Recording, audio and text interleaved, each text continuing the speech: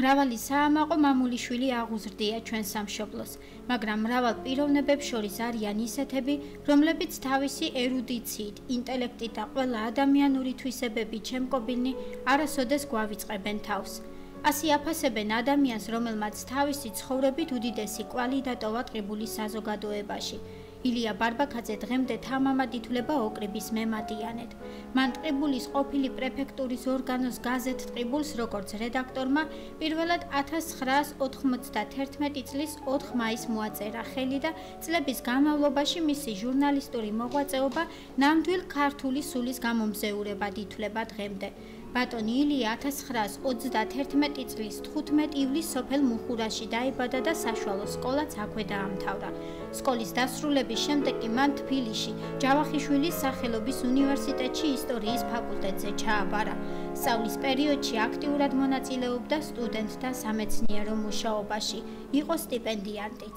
განსაკუთრებით თავი გამოიჩინა 1956 წლის 9 მარტის საყოველთაო გამოსვლებში.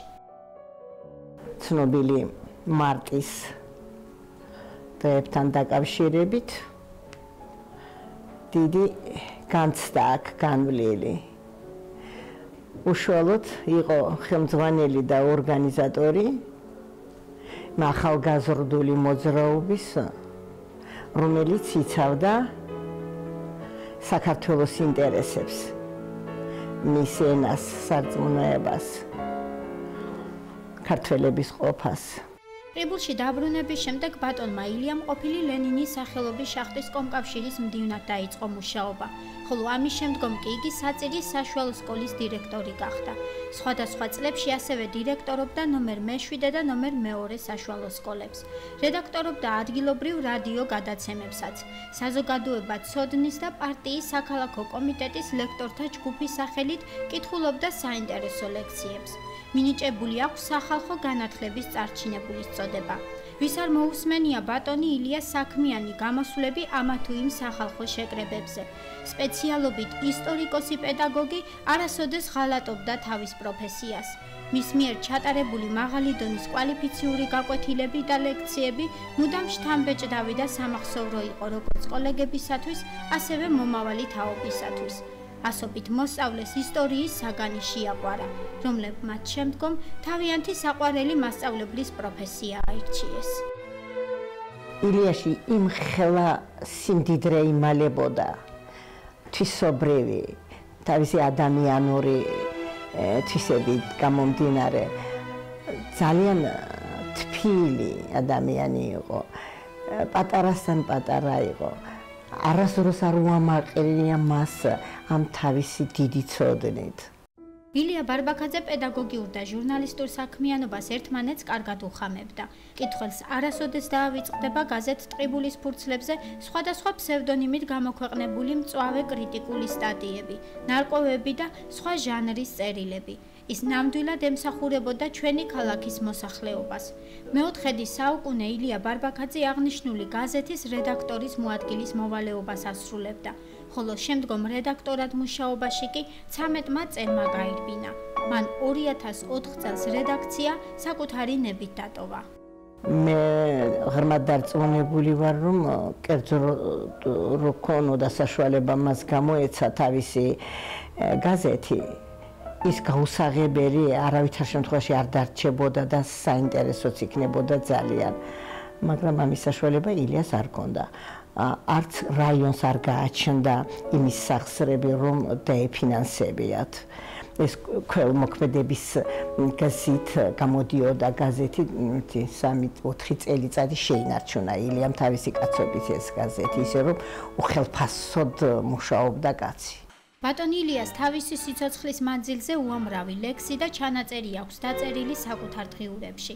ბევრია გამოქვეყნებული სოფლის ლექსის მთქმელებთან ერთად კრებულში. თუმცა მისი თავმდაბლობიდან გამომდინარე, იგი თავის თავს იმ დონის პოეტად არ თვლიდა, რომ საკუთარი ლექსების კრებულის გამოშვებაზე ეფიქრა. ილია იყო უკიდურესად მაღალი დონის განათლებული პიროვნება და არ თვლიდა თავის თავს იმ დონის პოეტად, რომ მას ეფიქრა ამისი ლექსების გამოშვებაზე, დაბეჭდვაზე. ესე ლექსები ძალიან კარგი და თან მის იდეოლოგიას შეესაბამებოდა ის ლექსები იმ დროს. ილია ბარბაქაძე საქართველოს საპატიო მონადირედ ითვლებოდა. მას გენებიც ხელს უწყობდა თავისი სოფლიდან, რომ გულთბილი მონადირე ყოფილიყო. თავისთავად ცხადია, რომ მონადირეს კარგი ძაღლები უმშვენებენ მხარს. ბატონი ილია ფრინველებზე მონადირე იყო და ამიტომ მას ფრინველზე მონადირე ძაღლები ჰყავდა, რომლებიც ძალიან უყვარდა. ინგლისური სეტერის ჯიშის ჯილდა და ბობიკა საქართველოში აღიარებული ძაღლები იყვნენ. ძალიან მიკვირდა ილიას რეჟიმი. სამუშაო ხო ეს მისთვის იყო ნომერ პირველი. სამუშაოს გაცდენა, წარმოდგენაც არა მაქვს, არამც თუ გაცდენა, მშობლებაც არა უღია ილიას წლების განმავლობაში ისე ემსახურებოდა თავის საქმეს. ილია ბარბაქაძის წარმატებების თანამონაწილე და მისი გამზიარებელი უდაოდ მისი მეუღლე ჩიტო ბარბაქაძეა. მან და ჯერ კიდევ სტუდენტმა ილიამ ერთმანეთი 1955 წლის 28 აგვისტოს მუშტაეთის ბაღში სტუდენტურ შეხვედრაზე გაიცნეს. გაცნობიდან 3 წლის შემდეგ კი შეუღდნენ და მას შემდეგ ცხოვრების ჭაპას ერთად ეზიდებოდნენ. მიწას მოეწყო ინსტიტუტში. შემთხვევით შევხვდით იქ. მის გვერდით იყო ჩემი ქალაქის მკვიდრი, ისიც სტუდენტი ილია სანაკურსელი, რომელსაც კარგად ვიცნობდი, ოჯახით ვიცნობდით ერთმანეთს კარგად და შევხვდით ჩვეულებრივად. რამდენი წლისაები იყავით? მე ვიყავი ალბათ 18 წლის. ქალბატონი ჩიტო 1937 წელს სენაკში დაიბადა. ნიშანდობლივია და ამასთანავე დამთხოვაც, რომ ის და მისი მეუღლე ერთსა და იმავე დღეს დაიბადნენ. ქალბატონმა ჩიტომ სკოლა აფხაზეთში დაამთავრა, ხოლო შემდეგ სამედიცინო ინსტიტუტის სამკურნალო ფაკულტეტზე ჩაირიცხა. ინსტიტუტის დამთავრებისთანავე 1961 წელს კი მუშაობა ტყიბულის ჯანმრთელობის სისტემაში დაიწყო. 3 წლის მანძილზე იგი სხვადასხვა ადგილებში მუშაობდა. იყო ყოფილი ორჯონიკიძის სახელობის შახტის თერაპევტი, ქალაქის მთავარი პედიატრი. შემდგომ სამშობიარო სახლში დაინიშნა მეანგინეკოლოგად. 16 წელი ქალთა კონსულტაციის გამგედაც იმუშავა. შემდგომ კი ქალბატონი ჩიტო სამშობიაროში ექიმ-ორდინატორად გადავიდა, სადაც დღემდე მუშაობს. მან ტყიბულში მეანგინეკოლოგად 48 წელი იმუშავა. როგორ მზადებით? როგორ გეძინა შვილოთმა? კარგად ახალ. გადაბრუნდიება დაწექილი მეცარა? ადექი ხო? კარგად გძნობ თავს. ჩიტო ექიმი, როგორც ექიმი, საყვარელი ძალიან, ცოდნე, ამდენი ხნის ექიმი და ყველასთვის საყვარელი, რა ვიცი, ყველაფერი კარგი მეთქმის ჩიტო ექიმს. ჩიტო ექიმზე დიდი სიამოვნებით ვილაპარაკებ, შემიძლია მთელი 2 დღეც და მეტიც. და აი მოკლედ მოგახსენებთ, რომ არის ძალიან კარგი ექიმი, რასაც ქვია, პიროვნება, ძალიან კარგი ადამიანი. და მოკლედ არ ვიცი რა, როგორც დედას ისე დაგარიგებს, როგორც დედა დაგარიგებს და ყველანაირად ერუდირებული ძალიან კარგი ადამიანი, რასაც ქვია. იგი ამ ეტაპზე სოფელ მუხურის მცხოვრებლებსაც ემსახურება საკუთარი საექიმო მოღვაწეობით და თან სრულიად უანგაროდ. ქალბატონ ჩიტოს მუხურლები ხშირად ურეკავენ, მოიკითხავენ და მხოლოდ იმას გებულობენ, ექიმი ადგილზე იქნება თუ არა, რომ ღამით მშვიდად დაიძინონ. მას სიკვდილისგან არაერთი პაციენტი უხსნია. არიან ისეთებიც, ვისაც დაბადების მერე უდგავენ ძეგლებს და არიან ისეთებიც, ვინაც სიცოცხლეში დაიდგა უკვდავების ძეგლი. აი ზუსტად ამ მეორე კატეგორიას განეკუთვნება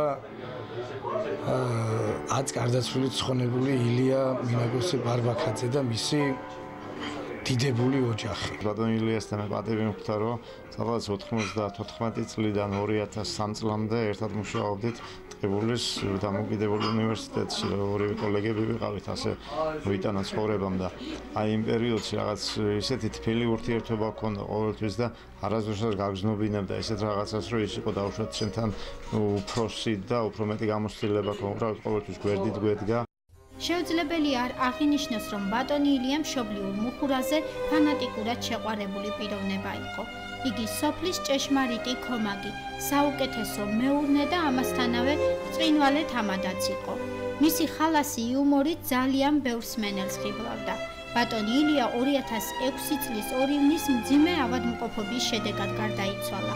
ქალბატონი ჩიტოკი მეუღლის სიკვდილის შემდეგ მუხურაში გადავიდა საცხოვრებლად. ილია რო გარდაიცვალა, მე უკვე ჩემი ყოფნა მიზანშეწონილად ჩავთვალე იქ და ყოფილიყავი, სადაც ჩემი ილია აირჩია თავისი სამუდამო ადგილსამყოფელი.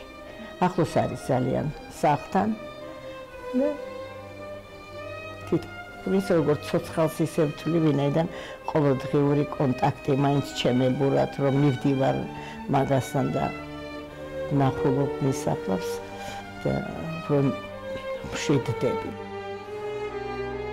ჩემი სოფელში გადმოსვლის ბედი გადაწყვეტა ჩემი მეუღლის ბედმა. სამუდამო საცხოვრებელი აირჩია თავისი სოფელი.